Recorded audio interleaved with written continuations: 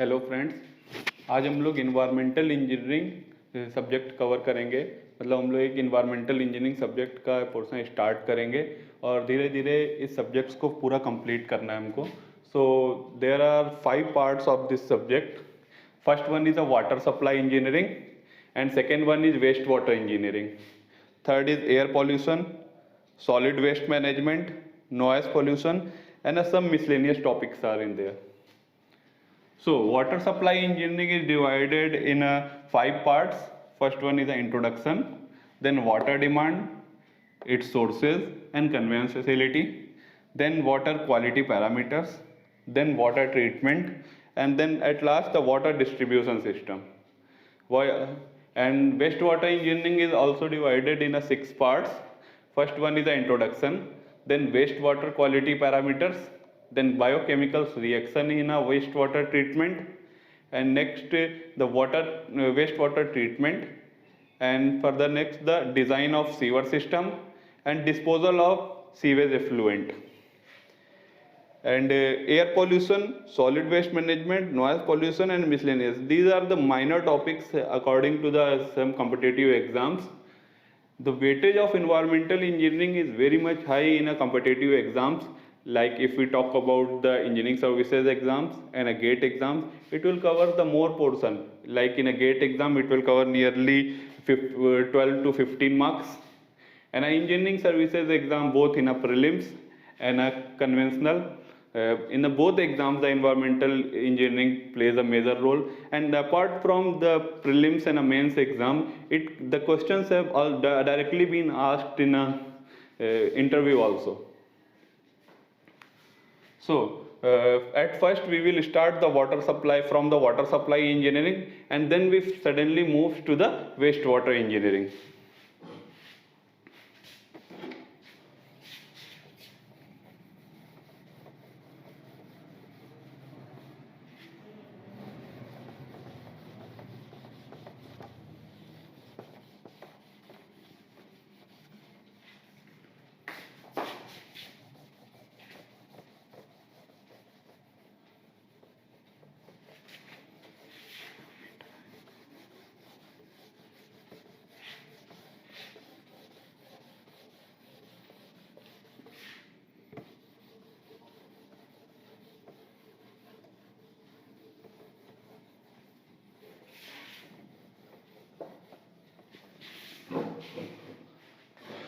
So water supply engineering, as I have discussed, divided in 4 or 5 parts.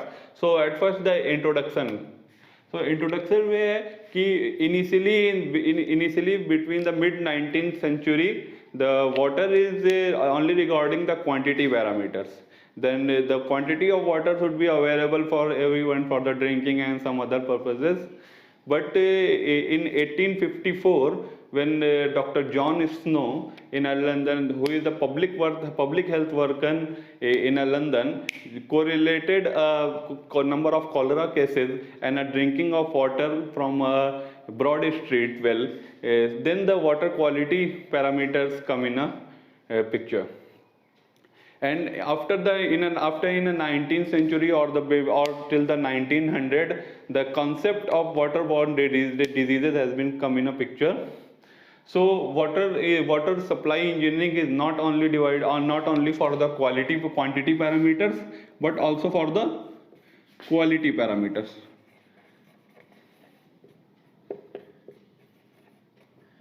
So water supply engineering is a quantitative analysis as well as qualitative analysis. So which means the quantity of water or the approximately the should be available quantity of water should be available, which is of good quality, so that anyone can drink the water. So the water will be the potable water. So at first, so the next step will come how the water come from the atmosphere to the community need.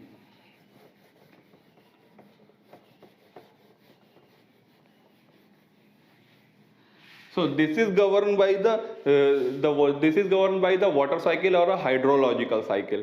So water cycle and a hydrological cycle is divided in a certain steps. So these steps are as follows.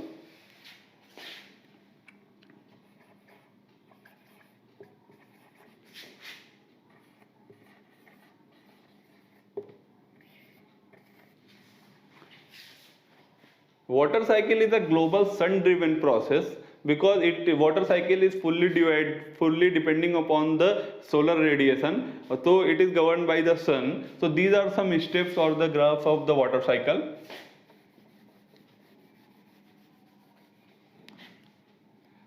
Initially there is a sun.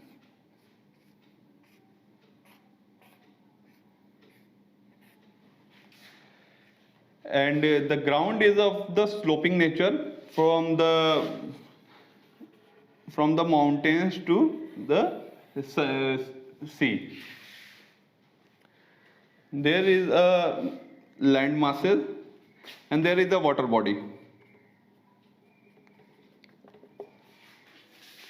If there is a water body,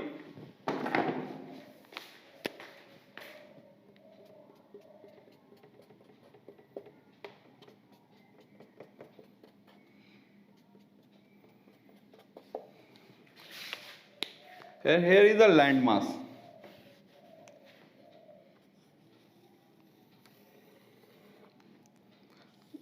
These are the different layers of a soil mass.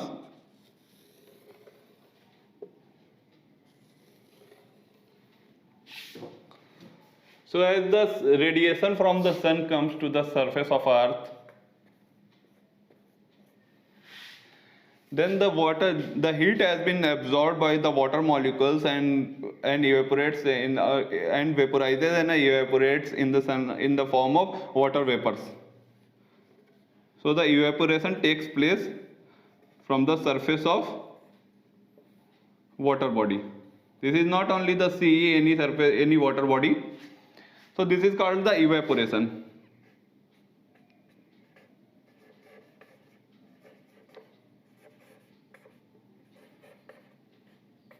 Represented in the form of E.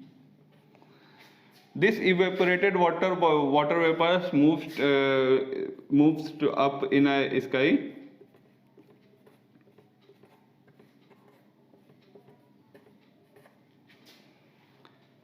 And forms a cloud.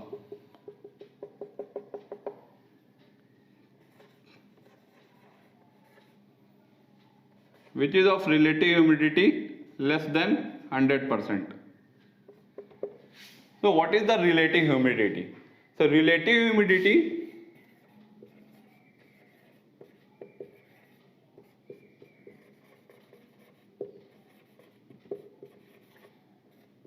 is the ratio of partial pressure of water molecules, water vapor,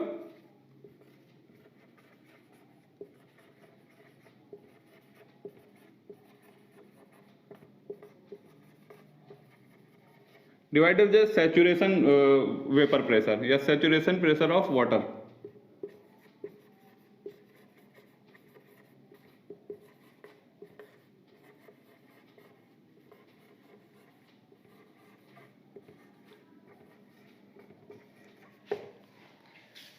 तो इसको generally भी समझ सकते हैं कि how much water can be hold by the water vapour and how much water is there in a water vapor. So relative humidity increases as the cloud moves from the surface of earth to the sky in an atmosphere. Like if the temperature T will decreases, then relative humidity increases. If pressure increases, then also the relative humidity increases. And at the point where relative humidity is equal to 100%, from there the condensation starts. Condensation starts.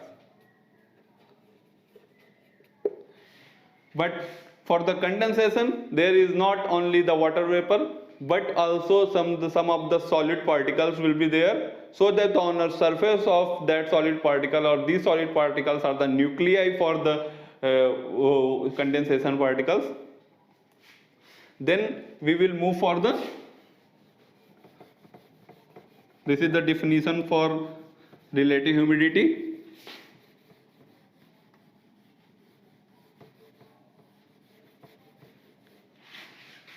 Then it is further moves up in atmosphere and forms the cloud where relative humidity is equals to 100%. If it will further moves up, then the condensation starts as there is a wind blow.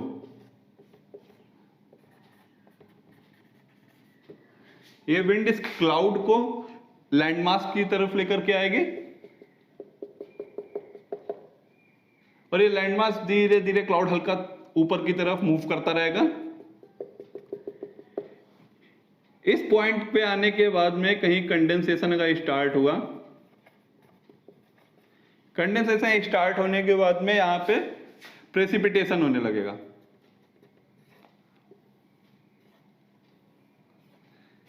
इसे बोलेंगे precipitation.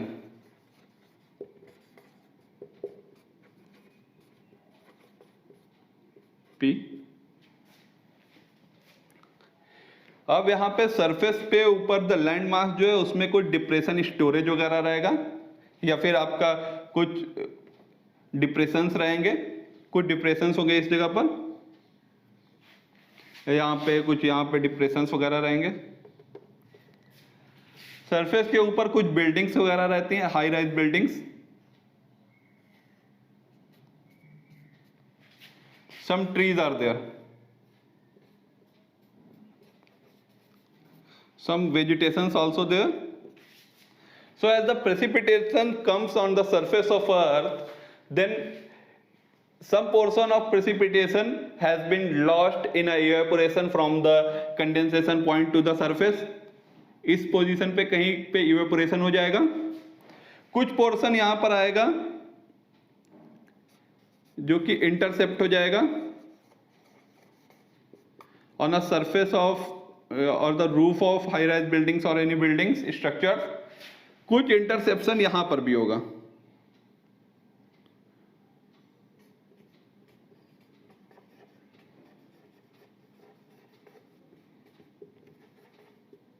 कुछ interception होगा यहां पर इसका। अच्छा, then some portion of precipitation falls on the surface of land mass. So ये जो होगा that has been percolated through the different layers. ये आपकी different layers हैं। इस लेयर के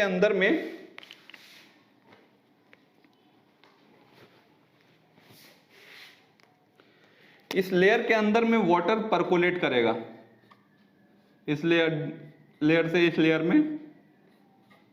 सो ये बोलते हैं इसको percolation.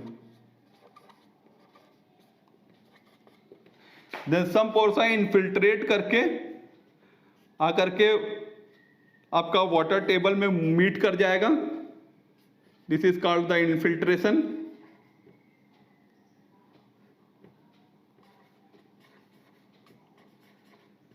This is called infiltration. Okay, and some portion of the precipitated water is further evaporated from the earth surface.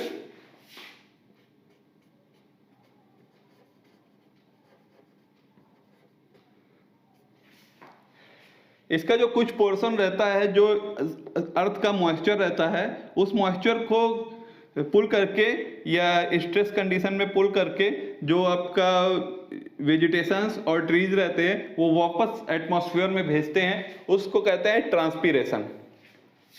सो यहां से जो ये ऊपर वापस भेजेगा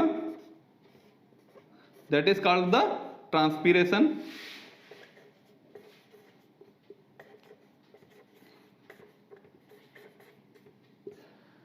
बट होता क्या है कि जो लैंड मास होता है वो मोस्ट ऑफ द प्लेसेस पे इफ सिटीज को छोड़ दें then the most of the land mass is been covered with the vegetations.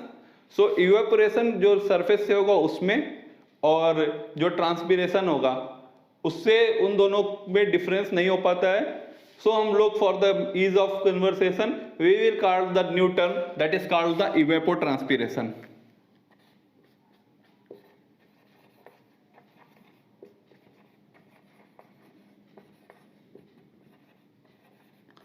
Combined effect of evaporation and a transpiration from a surface of earth is called the evapotranspiration.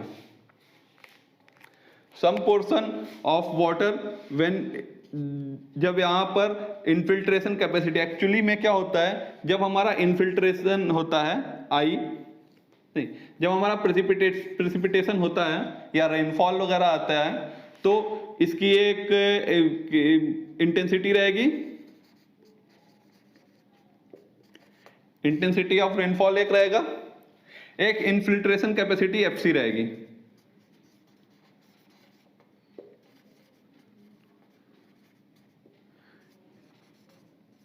एक infiltration capacity, ये एक additional term है.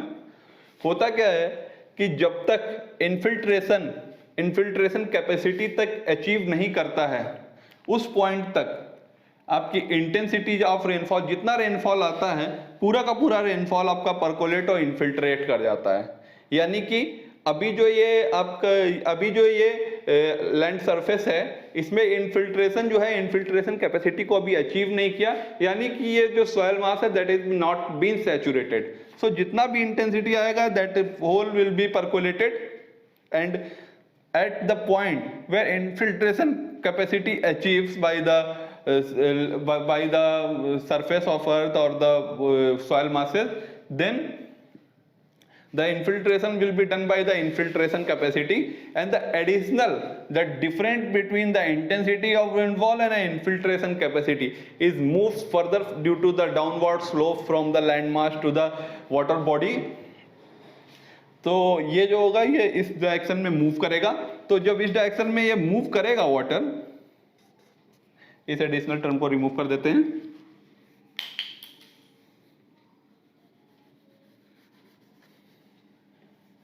जब इस direction में move करेगा तो some portion इसमें भी स्टोर हो जाएगा. इसको बोलेंगे हम लोग डिप्रेशन स्टोरेज.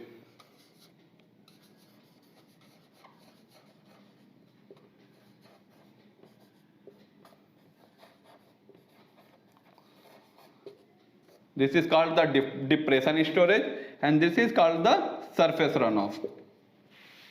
अच्छा, some portion of precipitation also come on the sea water body, or अगर if we will talk about the sea, then most of nearly 95% of rainfall or the precipitation directly come to the sea.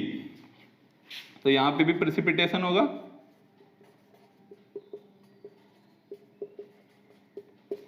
ठीक. अब क्या है, जो ये percolate हुआ है water, ये डाउनवर्ड स्लोप या ग्राउंड का जो स्लोप है उस स्लोप के कारण यहां पे भी मूव करेगा अबव द वाटर टेबल है ना, below the water table, in the both the direction is moving. So this is called the prompt इंटरफ्लो.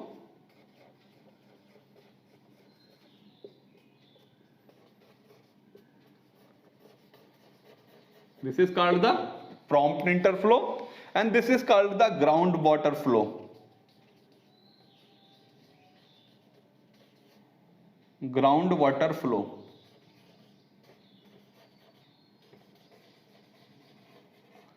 या इसको बेस फ्लो भी कहते हैं. इन दोनों को पूरा का पूरा सरफेस रनऑफ, बेस फ्लो है, direct precipitation comes to the water body और अ सी.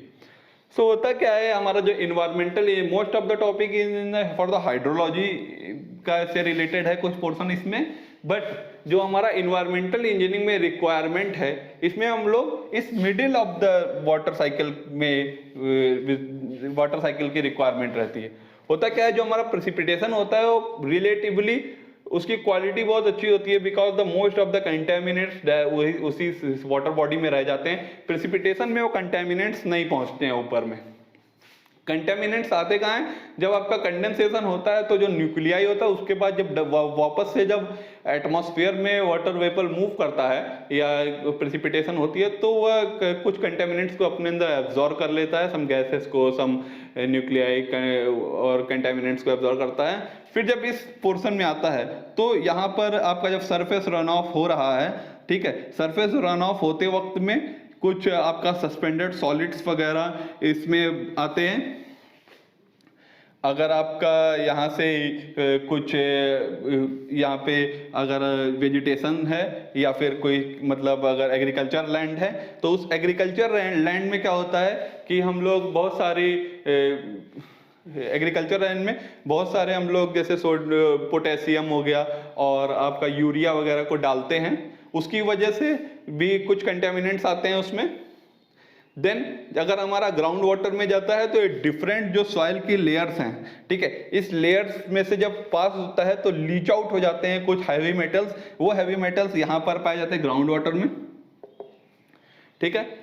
अब जब ये मूव करता है इसमें वाटर बॉडी में तो जो ग्राउंड वाटर फ्लो हो रहा है उससे जो जाता है तो जो ग्राउंड वाटर है या जब उस ग्राउंड वाटर को जो हम लोग वेल डाल करके यहाँ से जब पंप करते हैं नीचे से ऊपर, ठीक है, तो ये हैवी मेटल्स ऊपर उस वाटर में जो क्वालिटी होती है उसमें हैवी मेटल्स होती है, यानी कि बहुत हायर अमाउंट ऑफ हार्डनेस रहती है। ये जो सरफेस रन ऑफ जा रहा है इसमें सस्पेंडेड सॉलिड्स बहुत ज्यादा रहते हैं and some other contaminants also इसमें रहते हैं।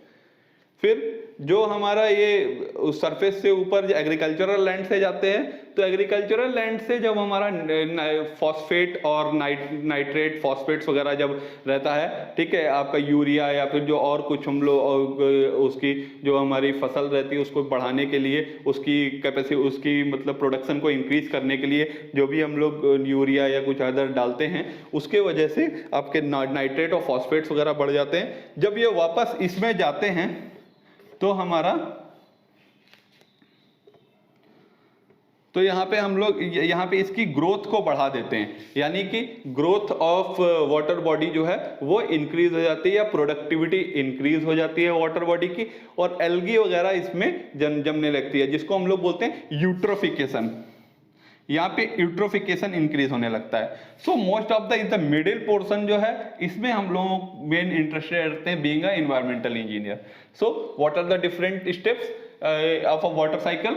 So at initially there is a evaporation, then the cloud formation, relative humidity 100%, wind moves from the outer side to the surface, then it further rises, then the condensation starts. When the condensation starts, then the precipitations come on the surface of higher buildings and a tree, then the interception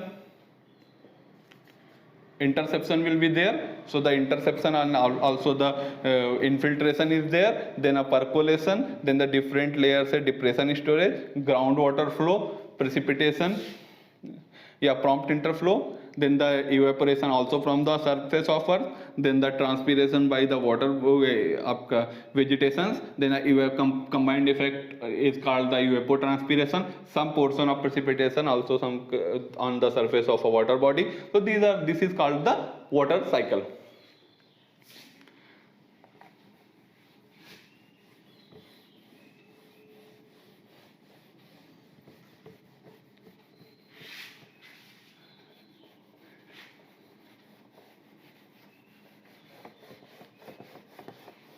We will move on a next step.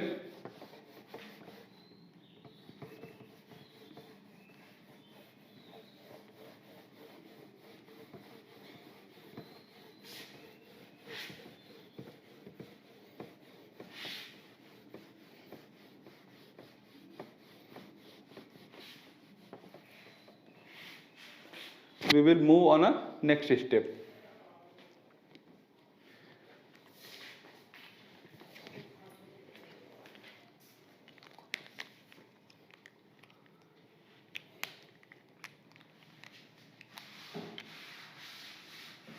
So environmental, being an environmental engineer in a water cycle, water supply engineering में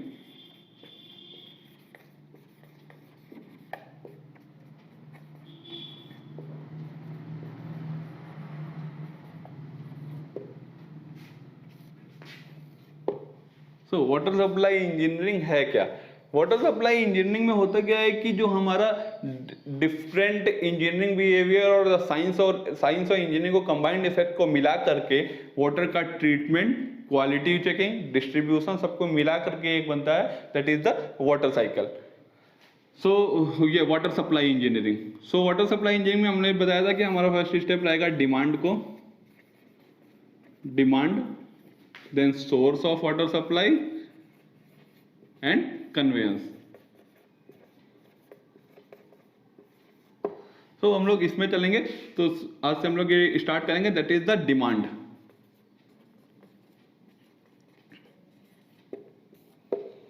या water demand.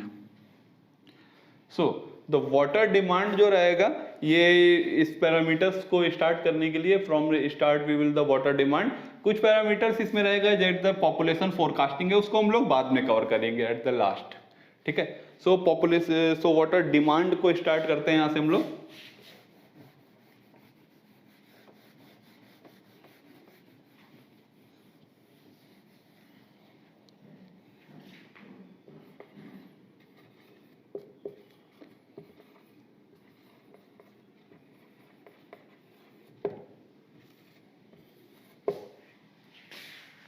Water demand है क्या? कितना water जो है per capita या पर person कितने वाटर की रिक्वायरमेंट रहती है total, that is called the water demand. So for this I have talked about the per capita demand.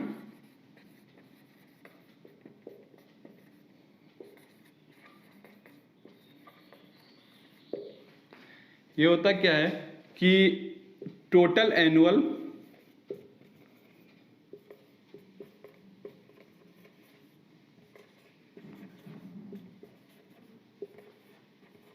Water consumption,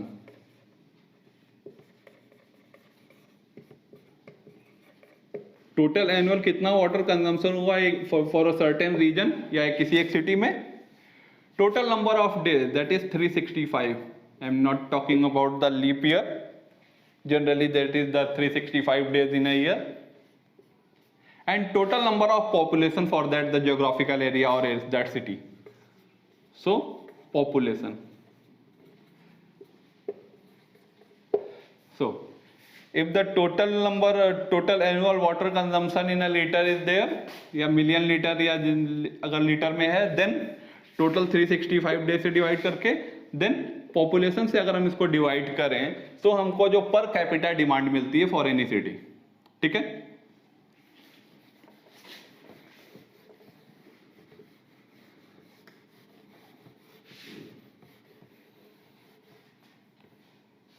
okay, so water demand जो है वो कौन कौन सी डिमांड होती है, ठीक है, उसमें आते हैं हम लोग। There are 6 portions of that. First one is domestic water demand,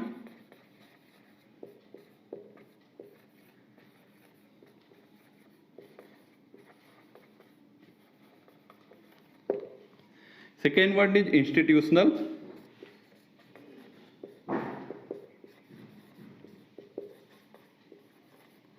and or commercial water demand,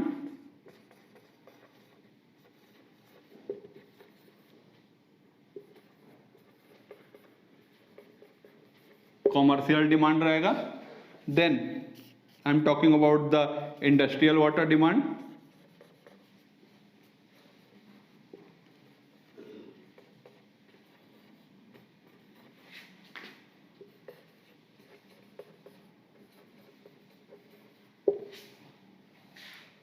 then the fire demand,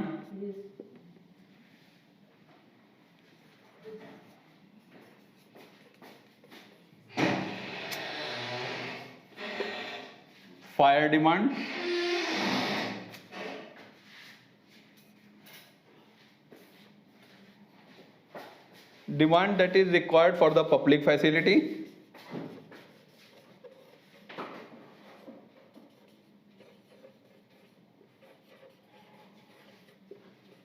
public facility के लिए कुछ डिमांड की रिक्वायरमेंट रहेगी।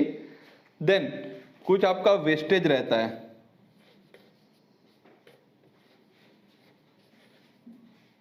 और जो वाटर का जो चोरी होती है theft,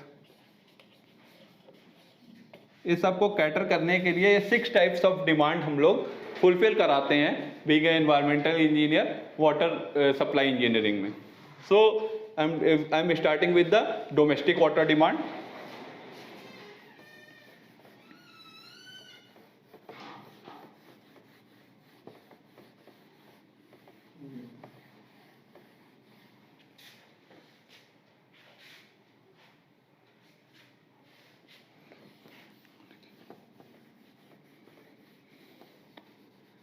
So, as I am talking about the domestic water demand. So, domestic water demand में हमारा minimum देता है, that is the 135 litre per capita per day. Actually, per capita per day को I am talking about the liters per capita per day. It is called the LPCD. ठीक है? And maximum I am talking about the 2 to 5 LPCD. But IS code 1172/1993 recommends that the domestic water demand for a city with a full flushing system nearly 200 liters per capita per day होना चाहिए as per IS 1172/1993, nearly 1993 I think. Let me check. Yeah, that is the 1172/1993. ये हमारा domestic water demand रहता है। इस 135 litres per capita per day is further divided in a certain steps. These steps are as follows. Let me check. Drinking,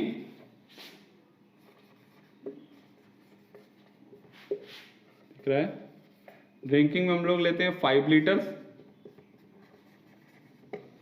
cooking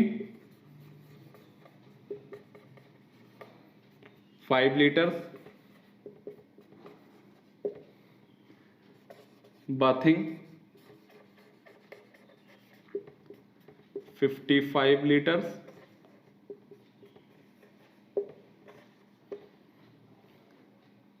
cloth washing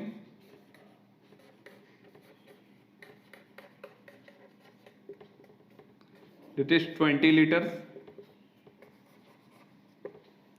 utensil washing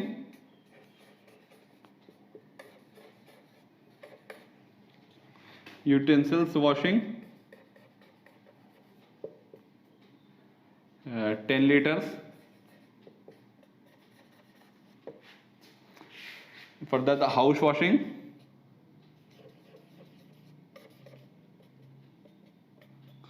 also 10 liters, and flushing systems.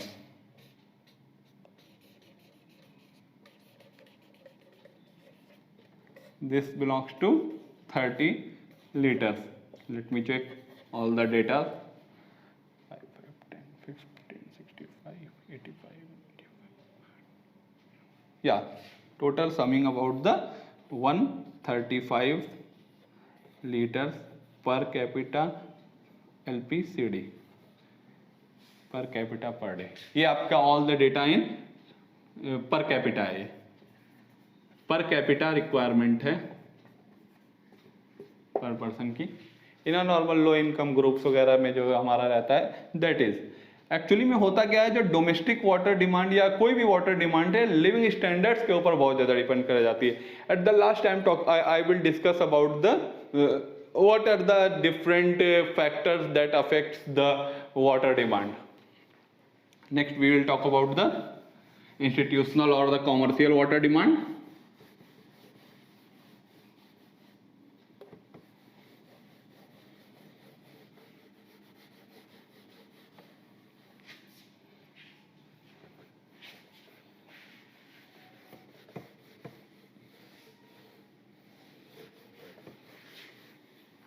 So next step will be the institutional or the commercial water demand.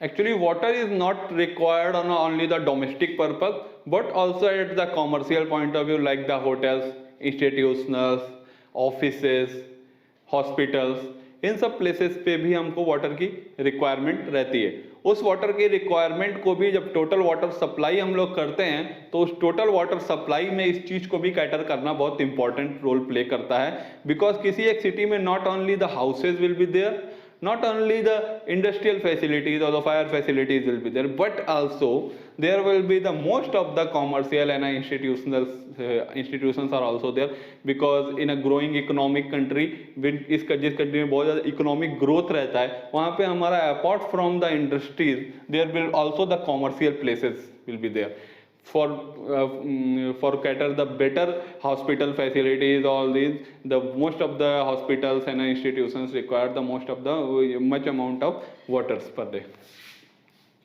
So institutional or the commercial water demand, let me check because this is data, तो इस data को cover करने के लिए हम लोग इससे लेंगे. So schools and colleges में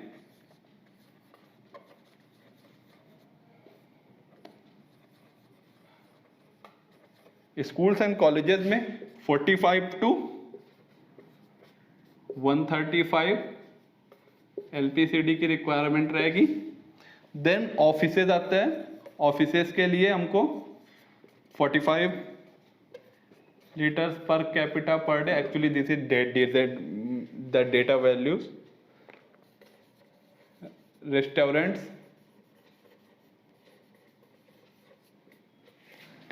70 litres per capita per day requirement रहेगा. Then cinema halls and theatres में, इसमें हमको वाटर की रिक्वायरमेंट कम होती है.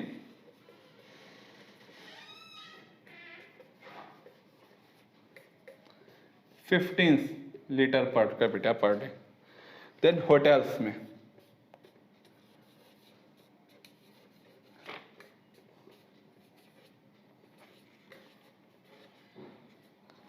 एक्चुअली में जो ये रिक्वायरमेंट होती है ना, ये दैट इज नॉट, ये वो वाटर नहीं है जो हमारा डायरेक्टली कंज्यूम करते हैं कस्टमर्स, बट टोटल जो उस इंस्टीट्यूशन में वाटर यूज होता है इन पर सर्टेन ईयर, उसको टोटल नंबर ऑफ इनहेबिटेंट्स या कितने लोग उसमें काम करते हैं उस टोटल से डिवाइड करके ये वैल्यूज आई है.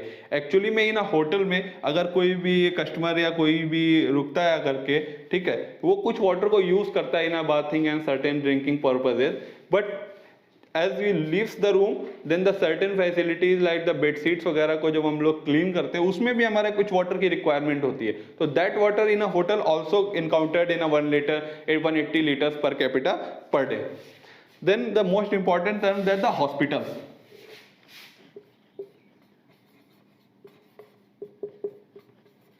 एक्चुअली क्लीनलीनेस को इंश्योर करने के लिए हमको वाटर की रिक्वायरमेंट होती है. सो हॉस्पिटल्स में वाटर की रिक्वायरमेंट टू टर्म्स में डिवाइडेड है. अगर आपका 100 बेड से कम का हॉस्पिटल्स है, less than 100 beds, and more than 100 beds. So अगर आपका हॉस्पिटल लेस देन 100 बेड्स है, सो वाटर की जो रिक्वायरमेंट रहेगी that is 340 litre per capita per day रहेगी. And if the more than the 100 beds का हॉस्पिटल है, देन द रिक्वायरमेंट रहेगी 450 litre per capita per day. ठीक है. सो हमारा ये रहा institutional and commercial water demands रहा. इसके बाद में we will talk about the industrial water demands. आज हम लोग वाटर डिमांड्स तक ही कवर करेंगे.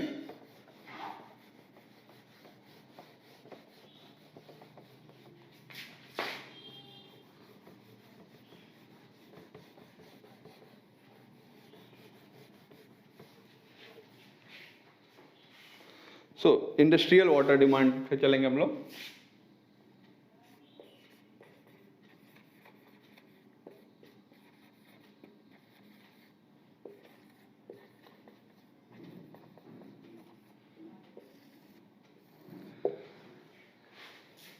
मोर और लेस किसी भी इंडस्ट्री को रन करने के लिए, किसी भी इंडस्ट्री में किसी भी प्रोडक्ट को बनाने के लिए, प्रोडक्शन के लिए हमको वाटर की रिक्वायरमेंट रहती है.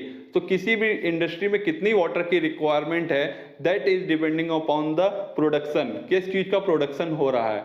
लाइक कि हमारा अगर जो कोई ऐसा प्रोडक्शन जैसे व्हीकल का प्रोडक्शन हो रहा है तो उसमें नियरली अगर 40 मीटर की या 40,000 लीटर्स की रिक्वायरमेंट पर व्हीकल प्रोडक्शन में है। देन अगर उसके कंपैरिजन में हम लोग if you talk about the sugar industry, so that is the 1000 से 2000 लीटर्स की रिक्वायरमेंट रहेगी पर टन ऑफ केन क्रशिंग। सो इस चीज को हम लोग लिखते हैं, क्या इसका डेटा है। Actually these all the design data values. So actually ना नॉर्मल कंडीशंस में हम लोग क्या करते हैं, नॉर्मल कंडीशंस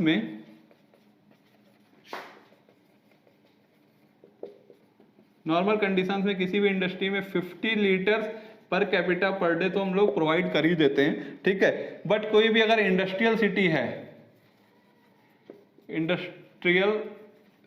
अगर जो, तो उसमें हम लोग नियरली डोमेस्टिक प्लस इसको मिला करके nearly 450 litres per capita per day provide कर देते हैं वाटर को। बट जो हमारा एक्चुअल रिक्वायरमेंट है वो उसका कुछ डेटा है, वो ये है कि नेम ऑफ इंडस्ट्री जो रहेगा,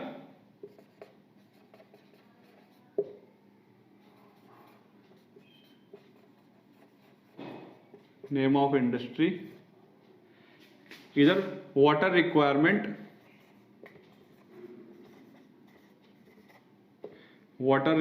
इन अ किलोलीटर और अ मीटर क्यूब, किलोलीटर या फिर मीटर क्यूब में किसी में, आई am talking about the kilolitre only, okay. So what are the different industries are also there? So at first the automobile industry, automobiles में जैसे हमने इनिशियली कहा 40 किलोलीटर्स। अच्छा, यूनिट्स जो है ये पर यूनिट में डिवाइड करता है, तो 40 किलोलीटर्स पर व्हीकल, ठीक है।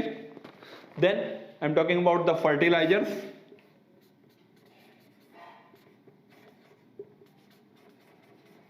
फर्टिलाइजर 80 से 200 litres per ton,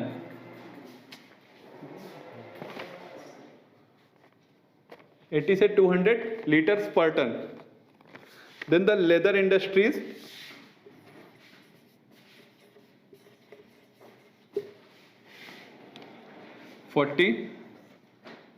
litres 40 kilo litres है यहाँ पे, kilo litres per ton.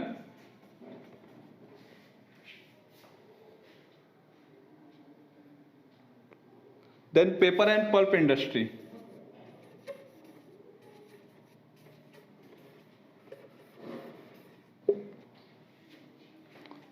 $200 to $400 kiloliters per ton of production. Then petroleum refineries,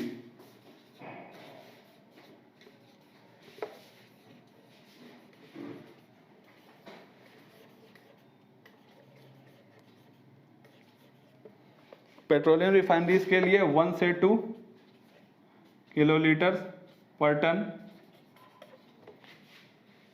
of crude रहेगा, per ton of crude. Then sugar industry,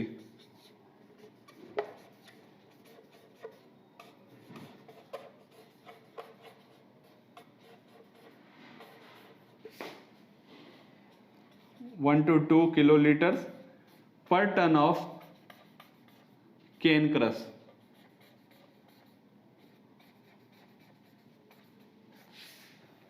next है आपका steel industry,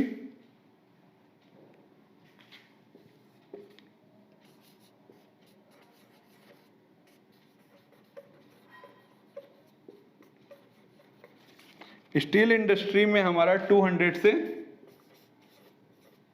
250 kilolitre per ton of steel production है, पर ton of steel production है। सो कैसे, automobile industry में 40 kilolitre से पर व्हीकल रहेगा। देन फर्टिलाइजर इंडस्ट्री में 280 से 200। देन लेदर इंडस्ट्री में 40 kilolitre per ton of production. Then paper oil pulp जो इसमें हायर रिक्वायरमेंट रहता है, that is the 200 to 400 kilolitres per tonne. Then the petroleum refineries जो रहेगा उसमें 1 से 2 kilolitres per ton. Sugar industries में भी सेम ही है। एंड स्टील इंडस्ट्री में 200 से 250 kilolitres per ton of steel production रहेगा।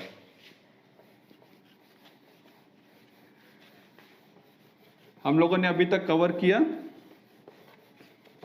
डोमेस्टिक वाटर डिमांड, इंस्टीट्यूशनल और commercial water demand and industrial water demand.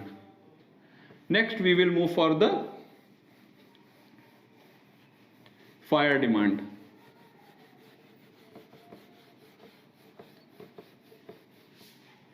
Actually में फायर डिमांड जो है, फायर डिमांड की रिक्वायरमेंट होती क्यों? क्योंकि किसी भी सिटी में अगर फायर के अगेंस्ट हमको सिक्योरिटी पानी है या सेफ्टी अगेंस्ट द फायर के लिए हम लोग कुछ वाटर की रिक्वायरमेंट रहती है।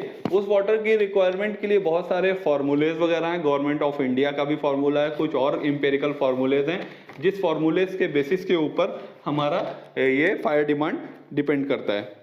सो फायर डिमांड जनरली होता क्या है कि अगर हमारा किसी भी सिटी में अगर जो गवर्नमेंट क्या बोलता है, गवर्नमेंट ऑफ इंडिया का है कि अगर population P is more than 50,000 है किसी भी लोकेशन पे, तो वहां पे हमारा जो फायर डिमांड रहेगी that is 100 into population in 1000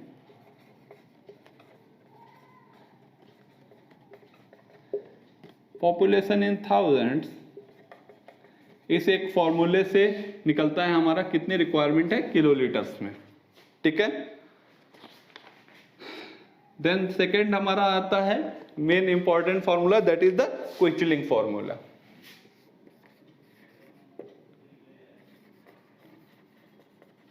क्विचलिंग formula हमारा क्या बोलते हैं,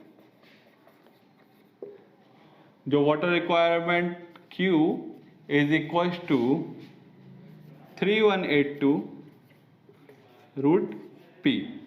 यहां पे जो पॉपुलेशन रहेगी इन थाउजेंड्स में रहेगी, ओके।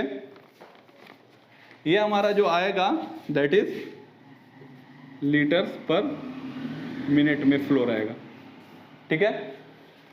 देन हमारा आता है फ्रीमैन्स फॉर्मूला।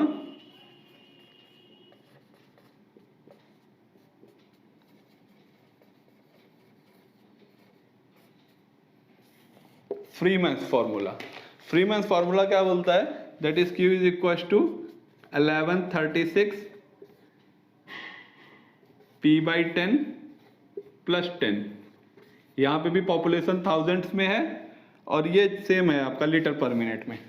देन हमारा आता है बस्टन फार्मूला।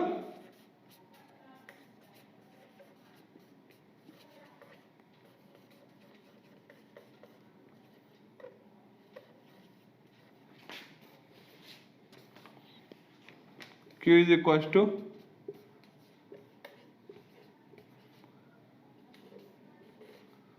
सेम है, population in 1000 and Q in litre per minute, okay.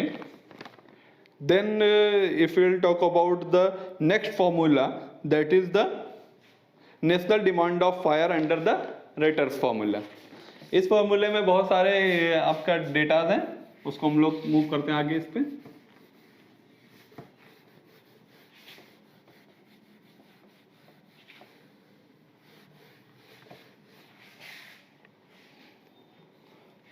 National board of fire underwriters formula.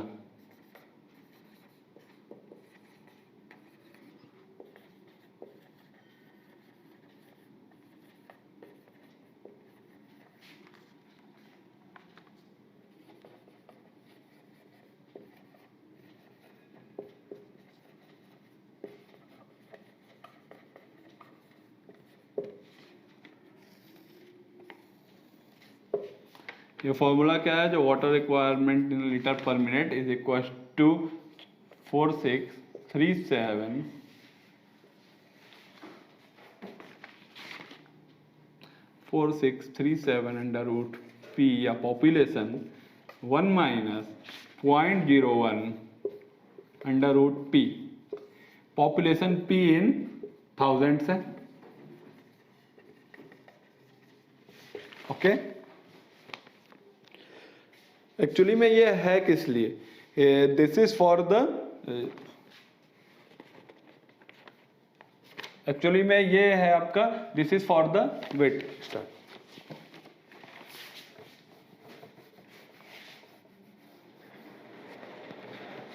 Actually there are two parts में डिवाइड है, ठीक है। एक सेंट्रली कंजेस्टेड सिटीज हैं,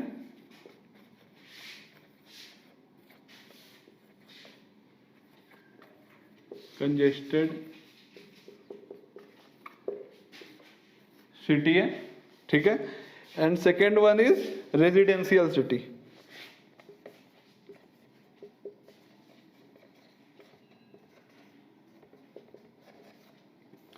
रेजिडेंशियल सिटी में भी टू पार्ट्स में ऑटोमेटिकली डिवाइडेड है, और इसमें भी टू पार्ट्स में डिवाइडेड है। सेंट्रली कंजेस्टेड सिटी में आपका अगर हमारी population P is less than 2 lakh है, देन हमारा वो फॉर्मूला वैलिड है।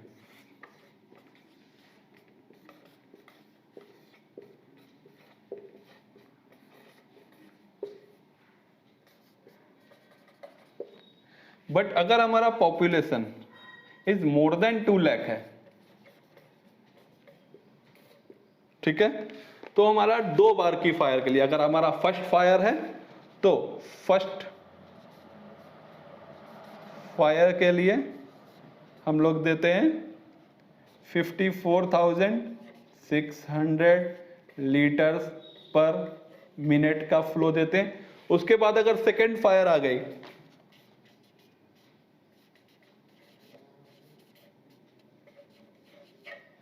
सेकेंड फायर आ गई तो 9100 टू 36,400 लीटर्स पर मिनट का फ्लो प्रोवाइड करते हैं फॉर द सेकेंड फायर। इसीलिए अगर हमारा रेजिडेंशियल सिटी है, ठीक है, तो अगर इसमें स्मॉल सिटी है, स्मॉल बिल्डिंग्स हैं, स्मॉल और लो बिल्डिंग्स, लो राइज बिल्डिंग्स हैं,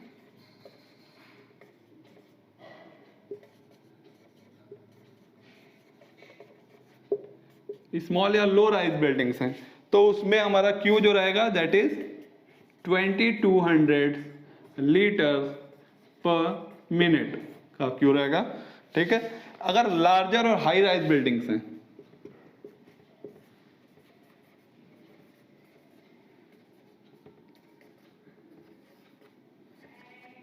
लार्जर और हाई राइज बिल्डिंग्स हैं, then Q is equal to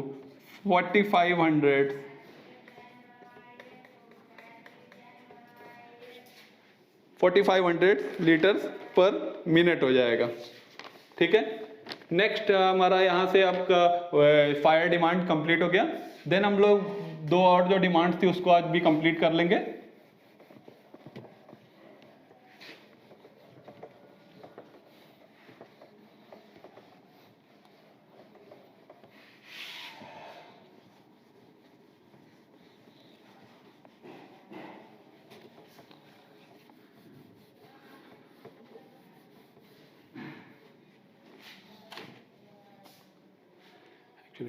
next हमारी 2 डिमांड्स बची हुई हैं, that fifth one is public demand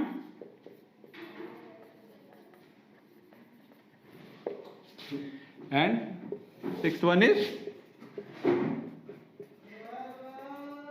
theft और वेस्टेज के लिए जो हम लोग डिमांड, एडिशनल डिमांड देते हैं, एडिशनल वाटर सप्लाई जो देना होता है, ठीक है। तो पब्लिक डिमांड हमको कहाँ पे रिक्वायरमेंट पड़ती है, किसी भी अगर सिटी में कुछ पार्क्स हैं या स्ट्रीट क्लीनिंग्स है या और कुछ फैसिलिटीज अगर हमारा म्यूनिसिपैलिटी प्रोवाइड करती है, तो उस सब के लिए एक हमको एडिशनल डिमांड प्रोवाइड करनी होती है। सो होता क्या है, जो हमारा हमारा पार्क्स हैं, स्ट्रीट वाश रहा, सम अदर फैसिलिटीज के लिए हमको प्रोवाइड करना होता है। तो ये जो डिमांड है क्यू जो है, ये हमारा 5% ऑफ टोटल डिमांड रहता है, 5% ऑफ टोटल डिमांड रहता है हाँ 5% ऑफ टोटल डिमांड हम ये प्रोवाइड करते हैं। ओके, थेफ्ट में क्या है कि जब हमारा वाटर साइकिल वाटर मीटर्स वगैरह का नहीं रहते हैं, तो कुछ सिटीज में क्या रहता है कि जब हमारा लो इनकम ग्रुप्स वगैरह जो फैमिलीज रहती है, वो लोग बहुत सारे वाटर्स की चोरी करते हैं, वो वाटर की थेफ्ट करते हैं। या अगर हमारा इंटरमीडिएट या कॉन्टिन्यूस वाटर सप्लाई है, किसी भी पॉइंट पे अगर हमारा कोई भी पाइप्स या कनेक्शंस में कुछ लीकेज है, कुछ और प्रॉब्लम्स है, तो कुछ अमाउंट ऑफ वाटर हमारा वेस्ट हो जाएगा। वो जो water amount of water waste होता है, उस सेफ्टी को इंश्योर करने के लिए इनिशियली हम लोग 15% ज्यादा वाटर प्रोवाइड करते हैं पर टोटल डिमांड। तो ये जो है आपका 15% ऑफ टोटल डिमांड जो रहता है हमारा, टोटल डिमांड जो रहता है 15% ऑफ टोटल डिमांड, उसके रिस्पेक्ट में हमको ये थेफ्ट और वेस्टेज के लिए इसको हम प्रोवाइड कर देते हैं। ठीक है, ये हमारा वाटर डिमांड कंप्लीट हो गया।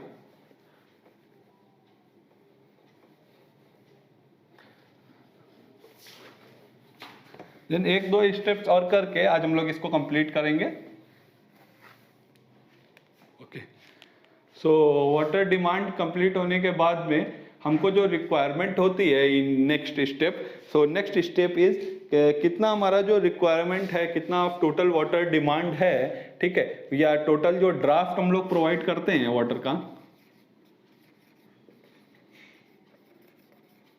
टोटल ड्राफ्ट प्रोवाइड करने के लिए हमको मैक्सिमम या आवरली डिमांड्स के बारे में या डेली डिमांड्स के बारे में रिक्वायरमेंट होती है। सो डेली डिमांड्स वगैरह को इसका एक फॉर्मूला रहता है, बाकी स्टेप्स हम इसके बाद में बताएंगे आगे। Maximum hourly demand, maximum daily demand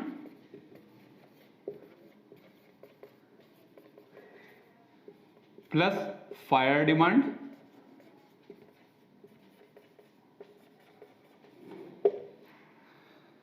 और मैक्स आवरली डिमांड। इन दोनों को कंबाइंड इफेक्ट को हम लोग कोइंसिडेंटल ड्राफ्ट बोलते हैं। कोइंसिडेंटल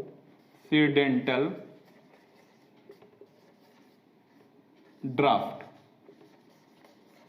अच्छा, अब now the question arises, what is the maximum daily demand, what is the maximum hourly demand, some other steps are the maximum weekly demand or the monthly demand।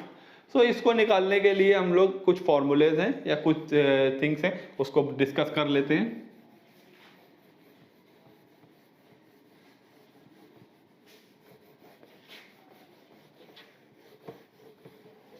so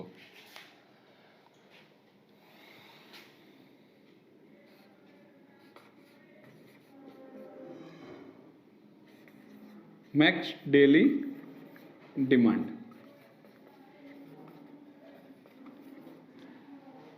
daily कितनी demand maximum demand रहती है जो हम लोग design के लिए use करते हैं, ठीक है, that is 1.8 times of average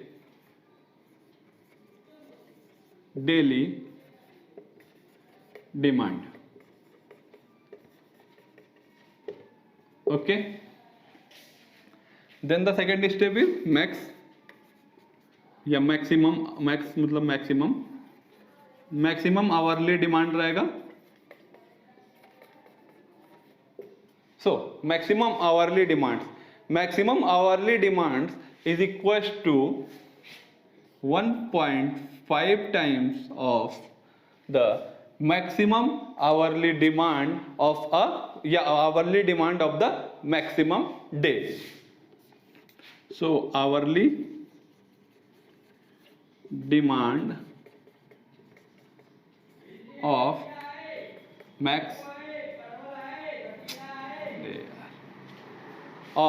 maximum day। So ये कैसे निकलेगा, that is 1.5 into 1.8 into average daily demand divided by 24। So if you will denote this by the small q, then that is 1.5 into 1.8, that is the 2.7, sorry, 1.5 into 1.8 multiplied by the 2.7 total into average daily demand, that is q, divided by the 24. So ये हमारा formula हो गया. Next एक और बचता है, that is maximum weekly demand.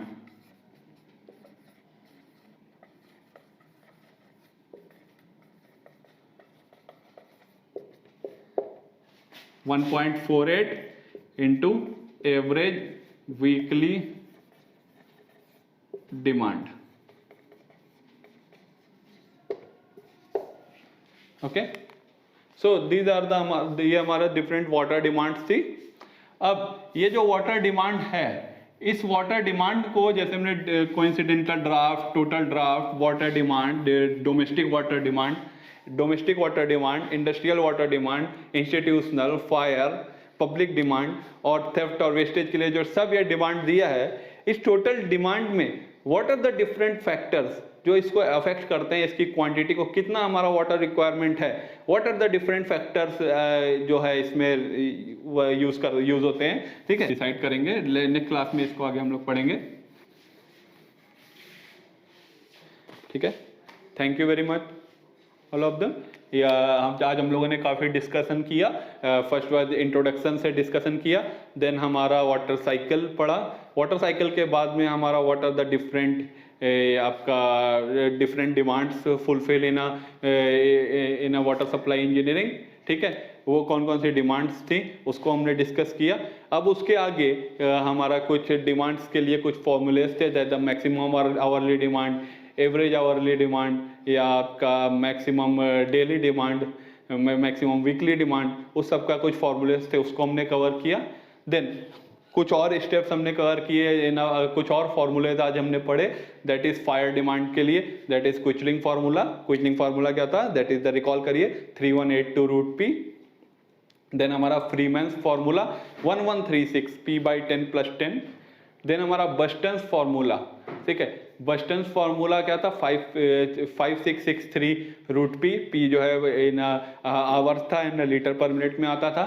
Then हमारा government of India का फॉर्मूला था, that is the 100 under root of P. ठीक है, देन हमारा जो नेक्स्ट स्टेप था, that is national board formula under the writers formula था. ठीक है, वो हमारे बहुत सारे स्टेप्स में डिवाइडेड था for the centrally congested city, और द दूसरी जो हमारी सिटीज थी नॉर्मल रेजिडेंशियल सिटी में. सेंट्रली कंजेस्टेड सिटी में अगर हमारा दो पार्ट्स में डिवाइडेड था, अगर हमारा पॉपुलेशन 2 लाख से कम है तो 4637 under root P 1 minus 0.01 root P में डिवाइड था. ठीक है, अगर जो वो नहीं है, देन हमारे 56,400 लीटर्स हम प्रोवाइड करते हैं for the first fire, and second fire के लिए 9100 से 36,400 लीटर्स पर मिनट हम लोग प्रोवाइड करते हैं. इधर हम लोग आते हैं रेजिडेंशियल सिटी में, जो हमने लिखा था. रेजिडेंशियल सिटी में हम लोगों ने क्या नोट किया था, रेजिडेंशियल सिटी में अगर हमारा लो राइज बिल्डिंग्स हैं या छोटी बिल्डिंग्स हैं, उसके लिए हम लोग 2200 लीटर पर मिनट प्रोवाइड करते हैं, और हाई राइज बिल्डिंग के लिए that is the 4500 litres per minute हम लोग ये प्रोवाइड करिए. हमने कुछ फॉर्मूले से, इस फॉर्मूलेस को आप लोग याद कर लीजिएगा. नेक्स्ट स्टेप में, नेक्स्ट क्लास में I will discuss about the what are the different factors responsible for the water demand. Water demand में वेरिएशंस के लिए व्हाट आर द डिफरेंट फैक्टर्स रहते हैं. कुछ हमारा पीकिंग फैक्टर्स के फॉर्मूले हैं, उसको भी हम लोग डिस्कस करेंगे. और some questions will be discussed in on the basis of the fire demand, और कुछ जो डिमांड्स के लिए कुछ हम लोग जो क्वेश्चंस हैं उनको भी अगले क्लास में डिस्कशन करेंगे. Thank you very much.